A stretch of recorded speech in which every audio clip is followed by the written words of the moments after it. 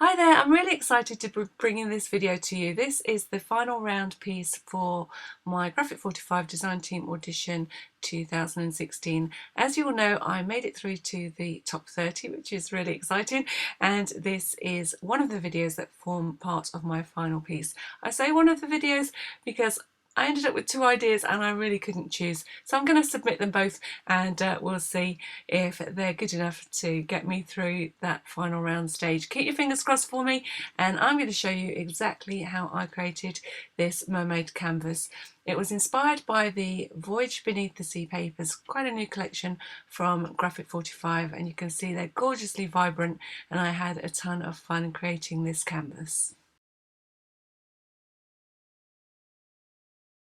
This paper collection is full of gorgeous turquoisey, teals and oranges and yellows, and I've picked a colour palette to paint a sky ready to set the scene for this canvas. I'm definitely going with the mermaid and seaside theme. I think this is a gorgeous warm summer's day, and this mermaid has popped up just to take in the view. I'm going to start out by explaining I've already stuck a little doily in place on this canvas. You can see I'm drying it here, just a small round doily that I'm going to use to give some texture to my sun. I'm not sure if the sun actually has texture, but this is my picture and my sun's got texture, and I am drying it off. The reason that I didn't do it on camera is because it just kept going out of focus. The camera doesn't like it if you've got a lot of white or a lot of black on show. It really zooms in and out of focus. So you can see I've just stuck it down with some matte multi-medium, and now it's all nice and dry.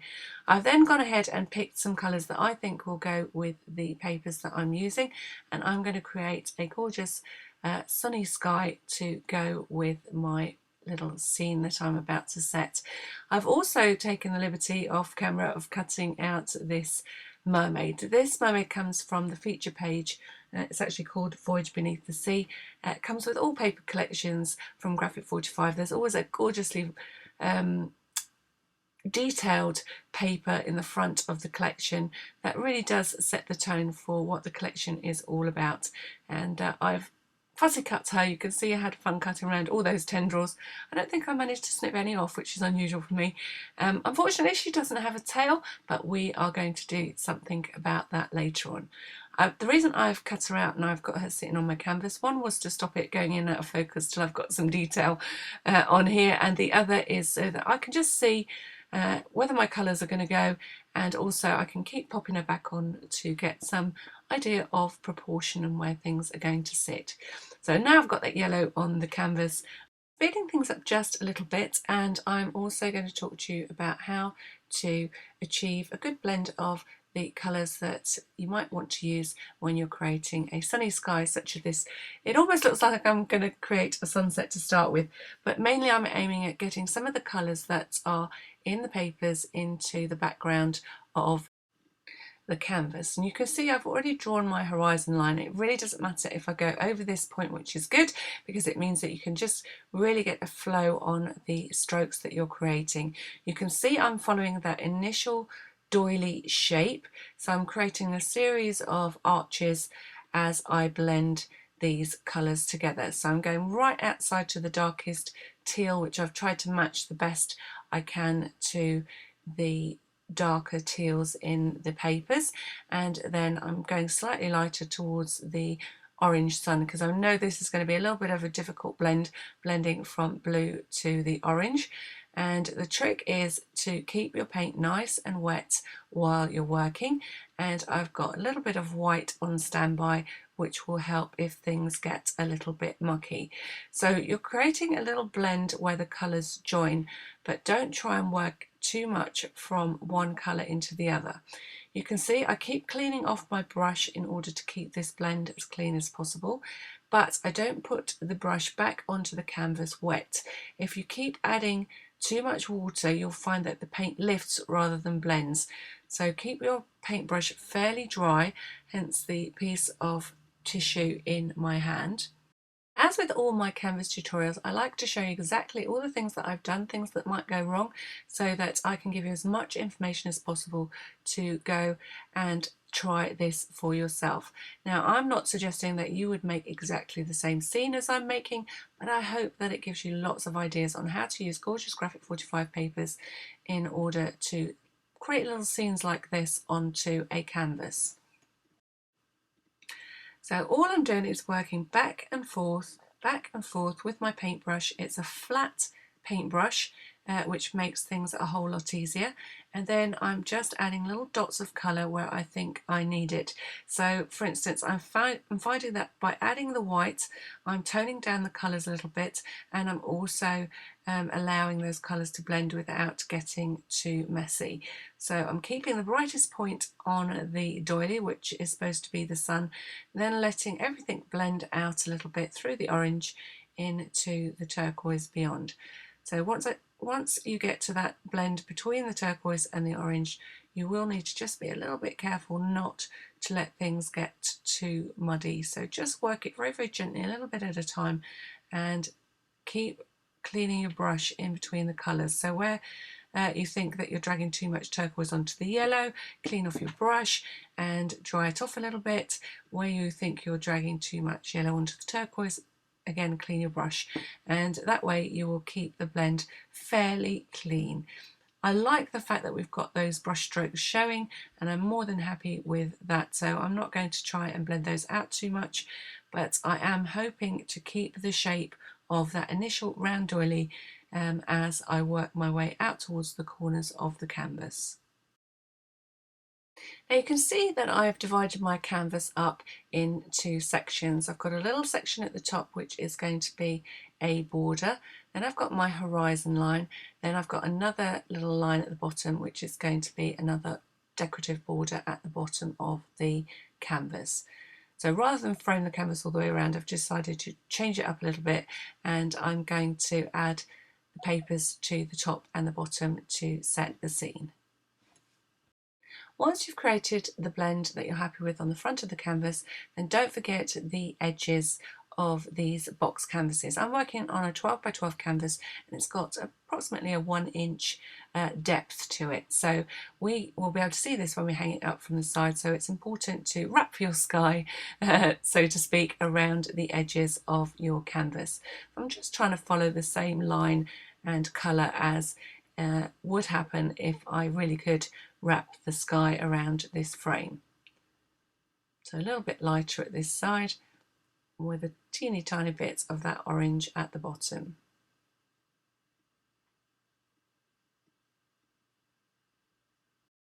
Once it's dry, you can really pick out that texture of your doily. I mean, there's no point in using a doily if you're not going to celebrate that lovely delicate texture.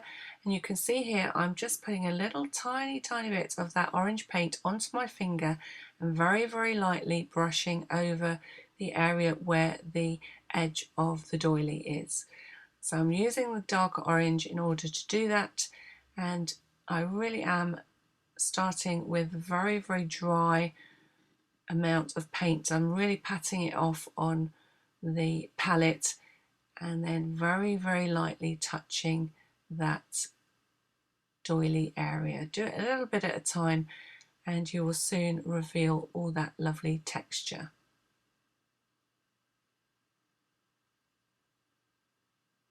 If you've been watching my videos lately, you'll know this is a technique that I keep using because at the moment I'm just in love with it. I think it's a real fun way to add texture, such pretty texture, and I've been doing quite pretty canvases lately, so it's working really well. And this time it actually is something. It is the sun, but it just really gives a lovely detail to that area on the canvas. I just wanted to soften the effect ever so slightly, so I'm going to add a little bit of the yellow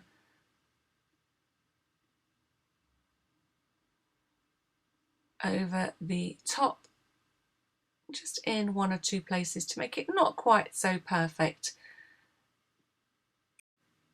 just to knock that back a little bit into the actual colours of the sky. Almost giving a little wash of yellow over the top just to lighten that orange a little bit.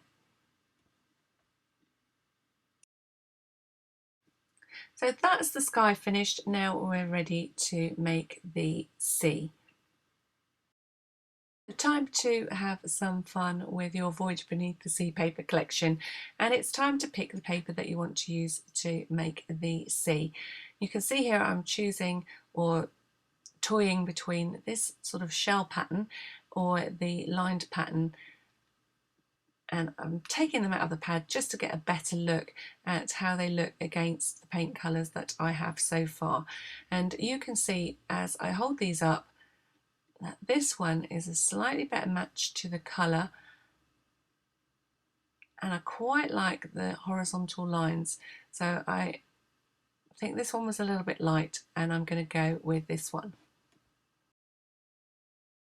So I've removed the title strip from the paper, and now I'm getting ripping. So if you're of a nervous disposition, look away now.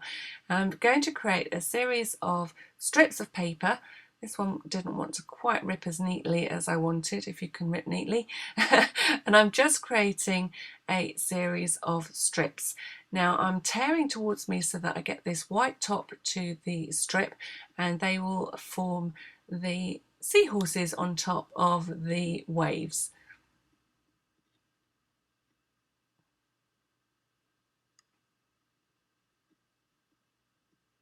You can see I'm going to layer these up to create waves across my canvas. Now I'm also going to be working that down onto the sides of the canvas. So first of all, I'm just getting a big collection of those strips together, and then I'm ready to get gluing. They're roughly about 1 inch in depth so that I can layer them up. And I'm going for quite a calm, but got a little bit of breeze blowing just to create those little white areas of froth on top of the waves. Now this is one of those techniques where all the gluing and sticking comes at the end, because if you start to glue and stick things down now, you'll find that some of the elements that you want to include don't have a home and everything will be stuck down fast. So because we want to create this look and give it some dimension, I've started fussy cutting some of the elements I want to use. So I've got some little fish and I've got some little coral, which took me absolutely ages to cut out. And now I'm going to create a tail for this mermaid. Now the reason she doesn't have a tail is because in the design of the paper she's sat on this gorgeous fish, and so you can't actually see her tail, but it's quite easy to add elements like this by hand.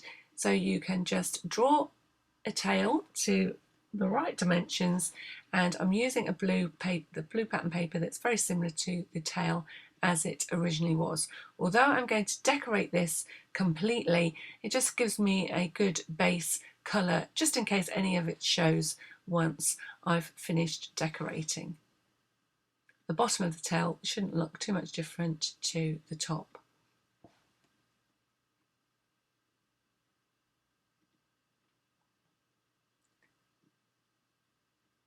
So quite simple to do, but I'm not going to touch it till a little bit closer to the finished stage. So I'm going to decide how long the tail actually is a little bit later on. So I'm going to put her to one side along with all those little fussy cut elements, and I do have a little way to go on cutting out my seaweed. So I suggest the seaweed and coral is something you save for sitting in front of the TV and fussy cutting, because it does take a while, but it's a labour of love and it really does add great finishing touches to the final piece. So for the next thing that I'm doing is I'm using the paper but sketching some rocks. I want obviously a big rock for the mermaid to be sat on, and then some little rocks. So I'm creating an area of the sea which perhaps sailors wouldn't like very much, because their boats would come a cropper if they were sailing by here. But mermaids love to sit and perch on a rock and bask in the sunshine and watch the sailors in their ships go by. So I've chosen Steampunk Splash in this yellow colour to create these rocks, and they really are little simple pieces, and I can add one or two more if I need to. So I'm just getting a few to start with, so that I can tuck them in as I stick those waves down onto the page. As you prepare all of these pieces, remember particularly the strips that are going across the top and the bottoms of the page and the waves, you're going to need extra to be able to wrap it around the edges of the canvas. So just make sure you cut out a few extra of those elements so that we can finish off the edges of the canvas. So once the sides are covered, that would leave you with the tops and bottoms of the canvas to cover. And I'm using 2 strips of Mermaid Melody, which I'm cutting slightly deeper than my canvas. So my canvas is 1 inch and I have allowed 1/4 inch on each side. And you can see here, I'm just starting that process of being able to wrap the pieces over the edge of the canvas by just giving them a little fold, and you can see I'm using a matte multi-medium in order to stick all of my papers onto my canvas. The reason I'm using matte is because I like it, because I like the matte finish rather than the shiny finish, and it works as a glue, and you'll see also it works as a seal. And I am going to seal some of these papers because I want to be able to blend colours on top to add some shading detail afterwards. So take time at this point to make sure that everything you stick down is stuck down well, and you'll get a much better finish if you take a little bit of time at this point. So you can see once I've stuck these papers down, I am going over the top as if I'm varnishing them, just to seal the paper ready for any kind of treatment that I put on top afterwards. So starting at the top, I'm adding my first border strip. So work at the edges first, and I'm just wrapping it over a little bit.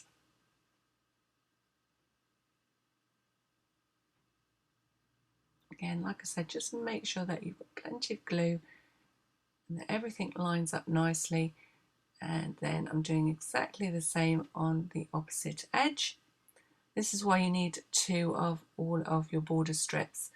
One to go across the front and the other one to divide and cover on the outside edges. And then this is the process that you will use for everything from this point on to set the scene on your canvas. So that's the border at the top complete and sealed. And I'm also, while I'm working down the page, going to actually add a layer of that multi-medium over the sky area as well.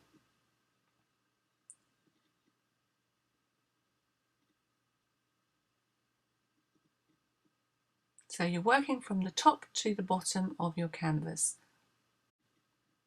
So the tips for making your waves is the process is exactly the same for doing the side pieces first. Now what I'm doing at the same time, because I need to line these up, I am sticking the papers down and working quickly. Hopefully I'll turn this over in a minute so you can see what I'm doing. But you need to line up the tops of the waves on the front of the canvas with the tops of the waves on the side. So I just put a tiny bit of glue just to hold that in place while I was working out this horizon line. This is the most important one. So take a little bit of time here, and you can see how I've lined up those ripped portions of the paper in order to make sure that the wave wraps entirely around the sides of the canvas. So you can see here exactly how I'm doing that. So I'm putting that piece in place, knowing where this wave is going to sit.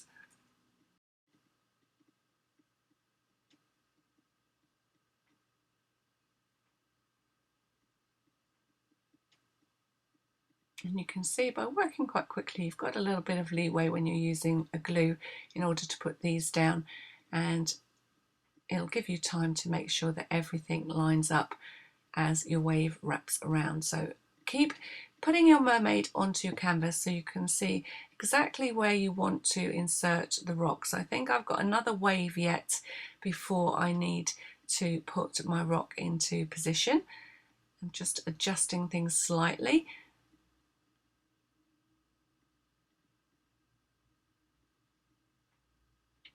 So I'm happy with that being just about where she's going to sit, but I'm going to insert another wave first.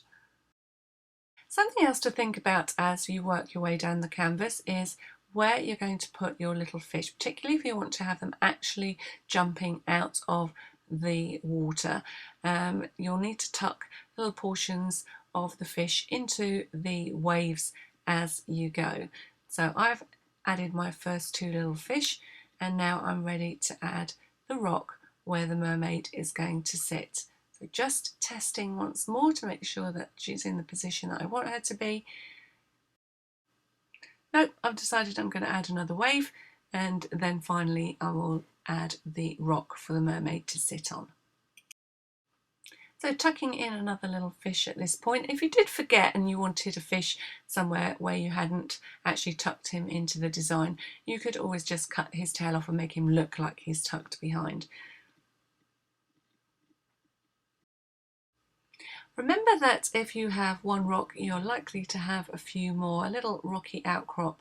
So you can see here that I really wanted to stick another little rock in at this point, a little bit further back than the main rock. So I'm just going to quickly take that little strip of paper up and add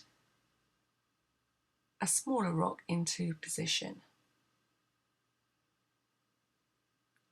Then once you've glued down the main rock, you can start adding in others and of course more waves as you go. Now the next thing that I decided to add in to create this little scene was some little pieces of coral and little pieces of seaweed. Now I know strictly speaking seaweed and coral may not be flapping about at the top of the waves. They might, and I'm going to use a little bit of artistic license to add some more interest and details. They might have been uncovered at a low tide, you never know. So I've fussy cut some little pieces of seaweed and coral from different papers within the collection, and I'm going to tuck them in everywhere there's a little rocky outcrop. So it was at this point that I needed a few more bits of that coral and seaweed. So I'm going to give you a few hints and tips about fussy cutting the elements from your Graphic 45 papers. Now I am by no means the master of fussy cutting, but I'm going to give you the tips that I use to help make the job a whole lot easier. And you can see how delicately you can get into this little image here. And the thing that I would say is make sure, the biggest tip of all is to move your paper rather than your scissors. You can see I've got the paper right to the back of my blade, and I'm actually swiveling it under that cut as I slowly close the scissors. I like the scissors that I'm using, but you can get much more delicate scissors that probably do the job a little bit better, proper decoupage scissors. Some of them have a little curve on their tip, but you've got to use the things that you prefer to use. You might want to use a craft knife to do all of this fussy cutting. And that if you look at some of the stuff that you see on the Graphic 45 blog, people have spent hours and hours cutting out some of those elements, and so delicately. They really have mastered the art of fussy cutting. The more you do, the better you get. And it really is a case of sitting somewhere nice, quiet and relaxing and taking your time and removing the pieces that you don't want from the pieces that you do. Now, if it's not the end of the world on something like this, if I actually cut off a little bit of the coral or the seaweed, who will know? Only me and the bin. So you can see already that I have gone through my papers and just roughly cut out the little elements that I'm going to fussy cut. That makes things a whole lot easier than trying to hold onto a massive page, so definitely do that first. The next thing that I'm doing is taking out all the pieces that I can reach with my scissors, and then the final stage is to grab your craft knife and take out any of the internal pieces that you have in your little design. So I've got some little tiny pieces of background to remove from those final branches of the coral. Obviously use a sharp craft knife because that will work best when cutting out these details, won't drag the paper, won't rip the paper, and just be very, very careful of your fingers while you're doing this. Some people like to cut onto a glass mat. I've recently got one, but I've not had a chance to try it to see if I like it more. I'm really used to cutting into a craft mat. So I'm not going to show you any more of this.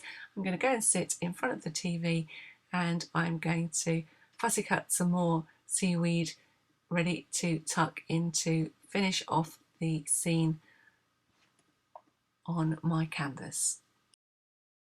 So back again with more elements cut out and ready to finish off the scene at the bottom of the canvas. So I think you've got the gist of it by now. I'm really speeding this up and adding the little elements to finish off the design. And once you have the final wave in place, you are ready to add those borders. So you need to start in reverse. First of all, we're going to add the strip of orange paper to cover the bottom of the canvas, exactly the same way as we did before, using our matte multi-medium, making sure it's well stuck down, and then I can add those final borders.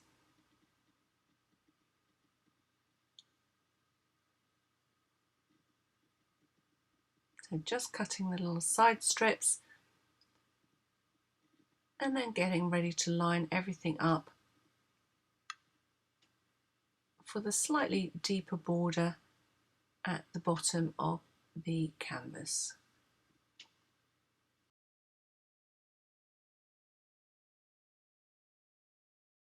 And once all those paper strips are in place and your canvas is covered and your scene is set, it's time to add some details to really bring that little scene that you've created to life. And we're going to start with some shading. So although I've been adding the medium as I've been sticking down these elements, I do like to just give the whole piece another coat of the matte medium just to make sure everything is nicely sealed, that I haven't missed any gaps before I start to add the shading. It's quite important if you're going to use the Faber-Castell Pitt pens in order to add your shading, that you're working on a sealed surface. If you work straight on the paper, you'll find that the paper sucks up the ink and you won't be able to get that shaded effect. The reason we're adding the shading is just to give our scene a little bit more dimension. We've been adding dimension by layering things up. We've been adding dimension with the fact that we've built those waves up into the foreground, and now we're going to add a little bit of dimension with some light and shade. So before you put your pens anywhere near your canvas, make sure it is completely dry. If you don't, you will ruin the tips of your pens.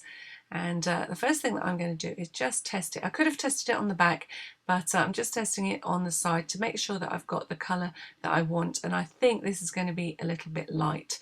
And I've got a slightly darker shade, which I think is the one that I end up going with. But whilst I'm deciding on that, I'm going to tell you a little bit about the pens. Now for the job, I like to use my Pitt big brush markers. They do come in a smaller size and they both work in exactly the same way. They are an Indian ink pen which are permanent once they are dry, and they have that special quality that they are smudgeable whilst they are wet, so long as you're working on a sealed surface. Now you do want to have, if you can get it out of the packet, a wet wipe on standby, because you can use this in order to wipe away any mistakes. So if you want to lighten something a little bit, you can just rub over that with the wet wipe and lighten the colour slightly. Or if you get it onto the white area of the waves, you can wipe it away whilst it is still wet. Now you can see that I'm working in the area just above the white tops of the waves. So I'm just creating some shade at the bottom of each of those waves. So I'm adding a little bit of colour at a time and then smudging it out with my finger. Don't forget to do the same on the sides once you've finished. And you can see immediately it's just giving me that little bit of lift, that little bit of dimension in the design.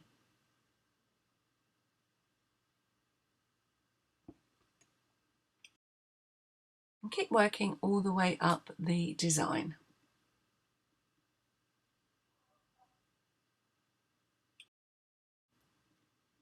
It's easy to go back over if you think you want to make things a little bit darker, or if you're very quick, if you needed to lighten things slightly, run over the areas where you've added the ink with your baby wipe. Don't forget to carry on that shading around the edges of your canvas.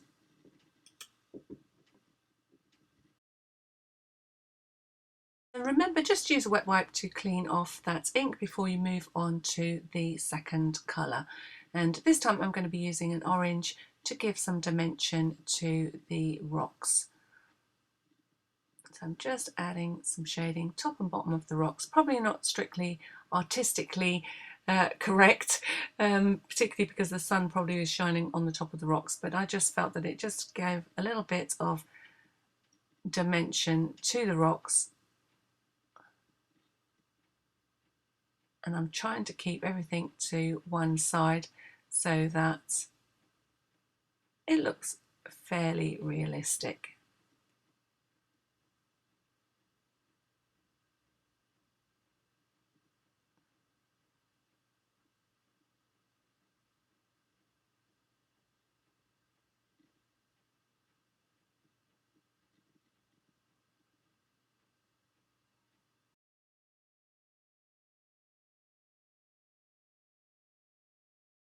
So I felt that the waves needed a little bit of brightening, a little bit of texture, a little bit of froth and sparkle.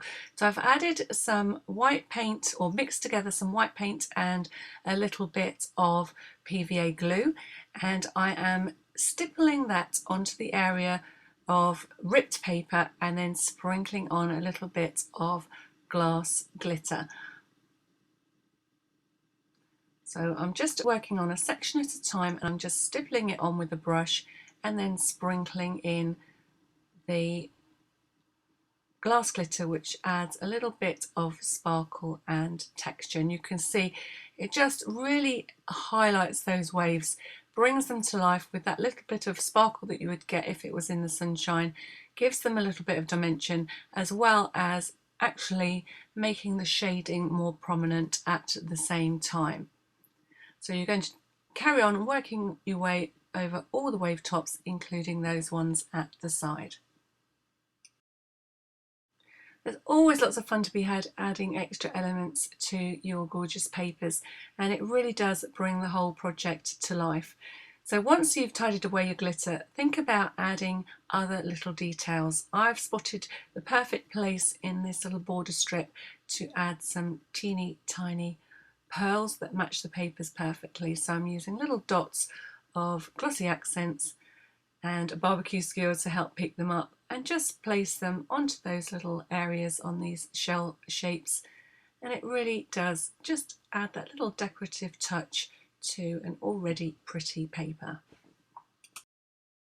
So think about picking out some of those details with some glossy accents. This is another one of my favourite things to do, and I am just picking out those little tiny fish and giving them a glossy coat so that they stand up and are highlighted in that border strip. Remember, the best way to avoid getting bubbles in your solution is to keep the nozzle immersed in the puddle of fluid while you're spreading it about the shape that you're highlighting. And I love this shot because you can really see all that sparkle and texture that we've created using the glass glitter and the paint on top of the waves. So I'm also adding a little glossy coat to the fish in the main picture. Being careful not to put my hand in the ones that I've already decorated on the border strip. Now, you will notice that I've taken this a little bit out of sequence, and the reason is I wanted to show you the creation of the mermaid's tail and the decoration of the mermaid all in one piece. So starting from the beginning, I first fussy cut this mermaid from a feature paper in the collection, and I am now going to give her a tail. You saw me draw a outline or an outline of a tail, and now I'm going to attach the tail to the length that I want. And until I created the scene, I didn't really know how long I wanted the tail to be. Now I want this to be a real feature tail, so I've gone for broke. It really does look like it now fits her body. I've trimmed away the excess paper and glued it into position. Now the back of the tail might show, so I'm going to cover that with a little bit of paper, and it also has the added benefit of giving the tail a little bit more strength where perhaps it's not attached to the actual canvas itself.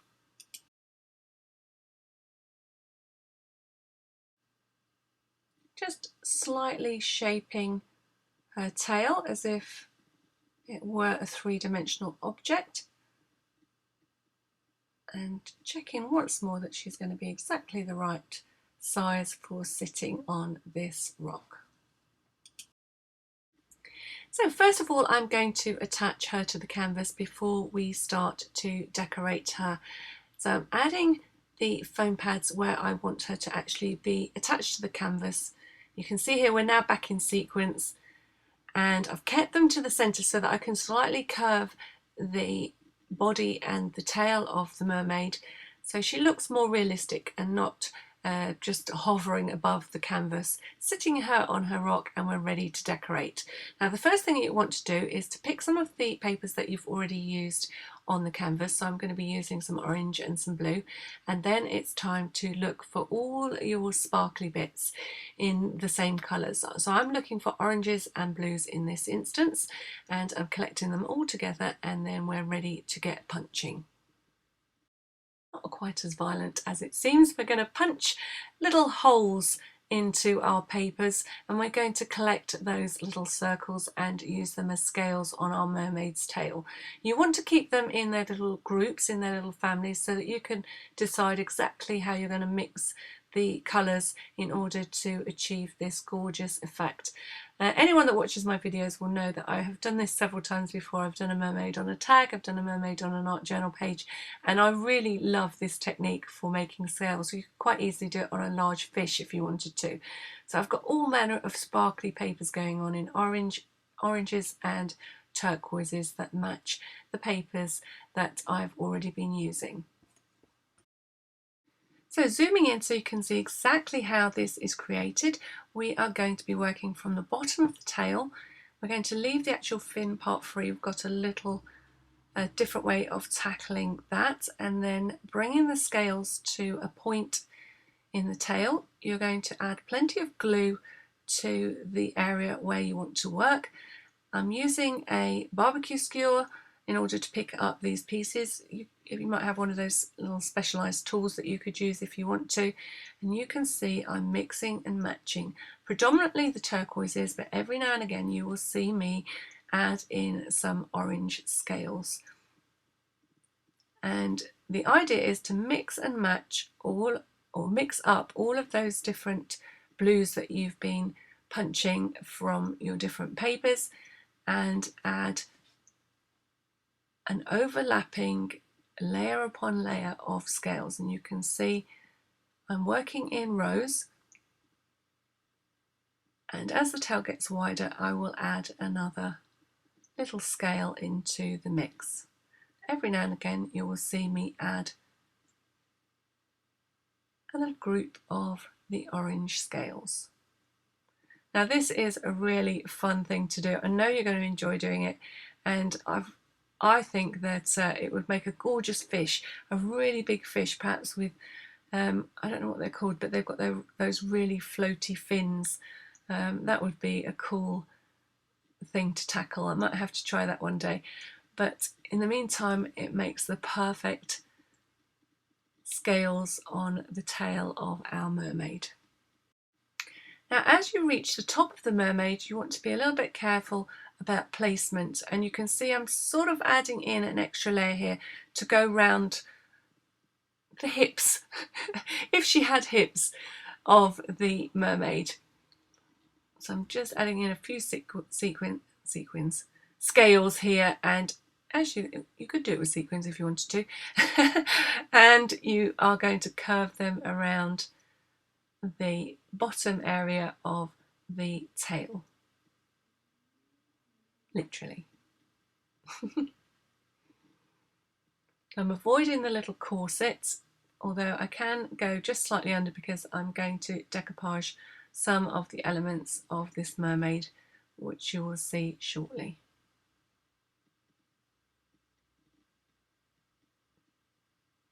So I've decided I'm not too worried about going over that little frill at the bottom of the mermaid's corset.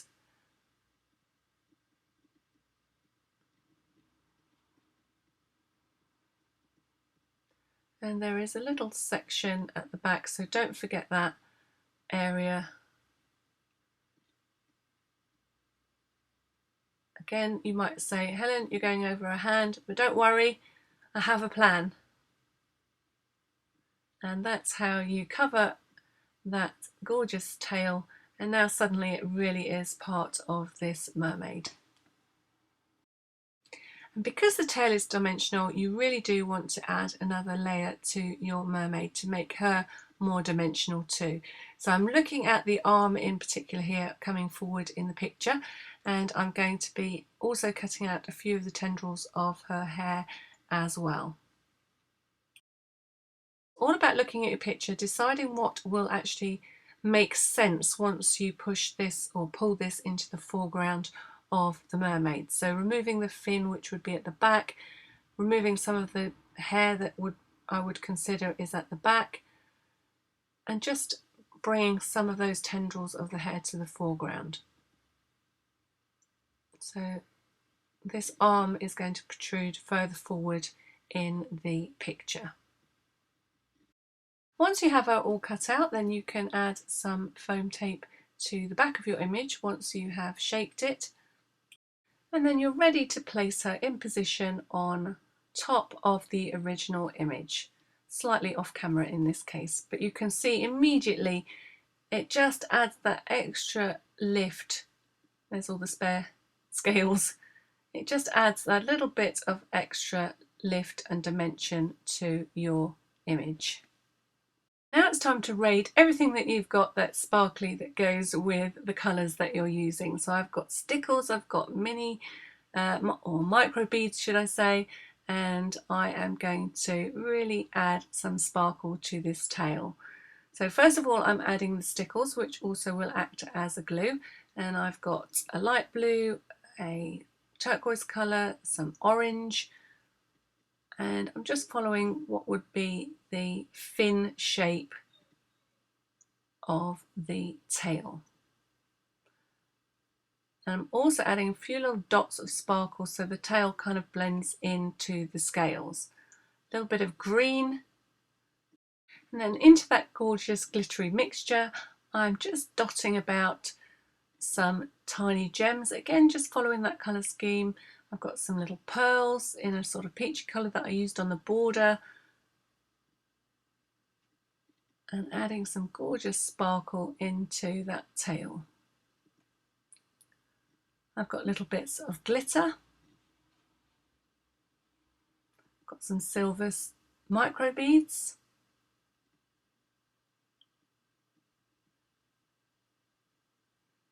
I've got some gems in the orangey colour,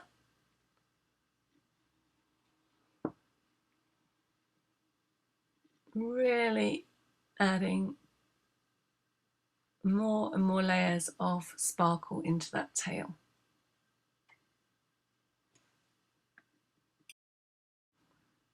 Then I'm also adding some sparkle to her corset and her hair, and I'm adding some extra embellishments to the top of the corset. So I've got some little gems that I'm outlining also around the top of what is the frill on the bottom of the corset.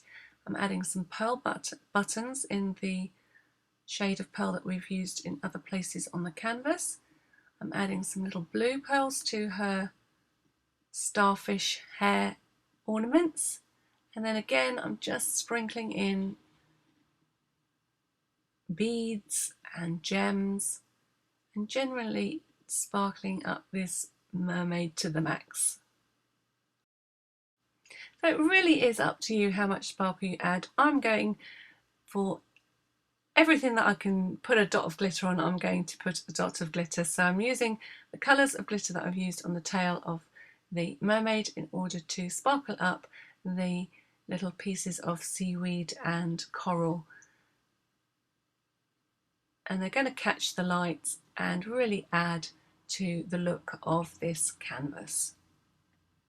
Now, as you know, I like to show you when I've had to fix something. I've made a little bit of a mess on the top of this border strip and I wanted it to stand out.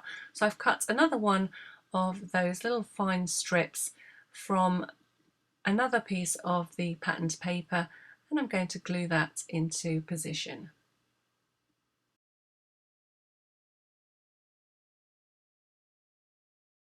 I just felt that I wanted to bring a little bit of definition to the edges of the canvas. So I'm using this really scruffy brush that I keep especially for this technique, and you can see as I'm dragging the bristles down the edge of the canvas that it just leaves a little fluffy edging to my work. I'm using gesso in order to do this, and I'm just creating a feathery edge to the piece. The main thing to do is make sure you don't overload your brush with paint. Go round it once, and then if you feel that you need to go over it again, as I am here, to bring even more definition, then you can do so. I'm just removing a little bit of that from my pearls. Might have been better to stick the pearls on after I'd done this, but I hadn't decided at that point. So you can take advantage of that if you want to stick your pearls on afterwards, after you've done this technique, and then you won't have to wipe them off.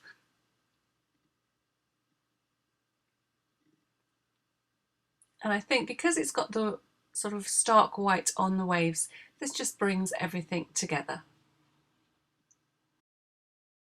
So time to add the quote, and this is a very personal thing. You can choose to do it or not, and you can use the quote that I've used, or you can use one of your own. Now I've printed it out to size on a piece of paper, and now I'm scribbling over the back with a Faber-Castell chalk or pastel pencil. And that will let me use this as a template. So make sure it's straight before you begin, and then you need to use a sharp pencil, or in this case I'm using a biro, in order to transfer that chalk onto your paper. Now you will see that it's very difficult to see on screen because I'm using white. Because I wanted to do the lettering in white, I'm going to persevere, but if you are using a slightly darker colour in order to add your lettering, so you can't see it but I actually can, I'm going to persevere with the white. You'll be able to see it a little bit more once we get onto the blue. I'm just tracing over those letters, and that is leaving me a chalk outline on my canvas. So to add lettering is entirely up to you, and there are lots of different ways in which you can achieve it. You could stamp it onto your canvas, you can cut out the lettering with die cuts or electronic cutting machines and stick them on that way. I've tried all sorts of different ways. You can actually use the printed quote itself and create little banners to stick onto your work, but I've quite gotten a bug for adding what looks like I've written it on all by myself. And I have come up with a little technique that seems to work. If I had a white pen I probably would use it, but I don't have one at the moment, so that's why this invention came up. I was trying to use a fine paintbrush but found I didn't have a steady enough hand to get the kind of effect that I was looking for. So I'm using actually what is a Stampin' Up pen that was designed for blending inks and things, but I don't really use it very often. So it's got a brush tip that you'll find on lots of your markers, and so therefore any of the markers that you've got that might have run out might be useful for trying this out. So I've got a little bit of gesso, and then I'm using or dipping my pen nib into that, and then I can actually write with it rather than try and master a fine brush. You can see it's working quite well. I've been over it once and now I'm darkening everything up. Now the only thing to remember is to make sure you give that a good swish and wipe with a baby wipe, and you will be able to use it again. And this is, I think, about my third time of using it, and the nib is still good. I felt that I just needed to lift those letters from the background a little bit, so I'm going to use a pen in order to do that. I start out with a sparkly Sakura pen, but I felt that even that wasn't quite enough. You can see it's doing the trick, but I just wanted to move on to something a little bit darker, and I'm going to be using this to really lift those letters from the background. And by sticking to pick a side, so either top or bottom and left or right, and stick to that pattern, and you will create a believable shaded lettering that really pops from your work. And I added two little fish to the bottom of the canvas, which I'm going to glossy accent, and then I decided to really highlight that strip that says, "I love you more than all the fish in the sea." So I really hope you've enjoyed this tutorial, all inspired by these gorgeous Voyage Beneath the Sea papers from Graphic 45. I hope I've given you lots of hints and tips on how to achieve a look like this, so that it really gets you thinking and making canvases like these of your very own. You can see I had a ton of glittery fun with this, and I hope that you do too. Create yourself a mermaid, whether she sits on a canvas like this or on a card to send to someone special. You're going to have lots and lots of fun. And I have to say a big thank you for joining me for this tutorial, and a big thank you to Graphic 45 for this opportunity. So this is the second time that I've managed to get through to the final round of this audition, and I'm keeping everything crossed, but I have been really nervous. I've been creating and creating for 2 weeks, and I've ended up with two things, and I don't know which one to share. I like them both, and that's the beauty of Graphic 45. Their papers are so versatile, they take me in so many different directions that it really is a pleasure to interview, but I'm not sure if I can stand the pressure. So I have been making lots and lots of things with two different kinds of paper collections. This one is Voyage Beneath the Sea, and you can see I've created or upcycled a video box, which I shared with you on my blog a couple of days ago, how to make and turn these boxes into storage and gorgeous little mini albums like this one. Each time you use a paper collection, you will come up with a different look, and then you can really change it up and come up with entirely different looks by mixing and matching collections along the way. So here's a little box, trinket box that I made, and this is the Voyage Beneath the Sea paper collection, one of the newer collections from Graphic 45, and I had a ton of fishy sparkly fun with this bright and breezy paper, and I hope that you pop along to my blog. The link will be down below and at the end of this video, and see all the other creations that I've made. If not, I will be posting another video very shortly on this channel. All that's left for me to say is a huge thank you for all of your support. I've had a ton of really beautiful messages over on my blog and here on my YouTube channel, and I really do appreciate your support and all those fingers that are crossed for me and everybody else that is auditioning for the Graphic 45 Design Team Audition 2016. This is my final round video. I hope you've enjoyed it. I hope that it inspires you to get your Graphic 45 papers out and create. Until next time, thank you for watching.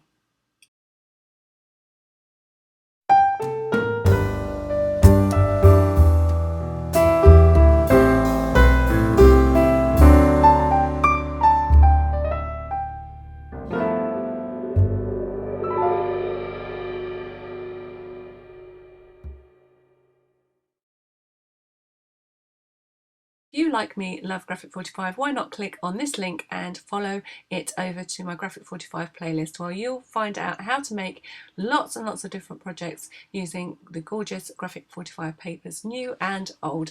And this one is an oldie but a goodie. Many of them were created for previous auditions and include little tours of things that I've made in the past, trying to get onto the design team. Remember, keep everything crossed for me and wish me luck as I set out on this final round of the Graphic 45 Design Team Audition 2016.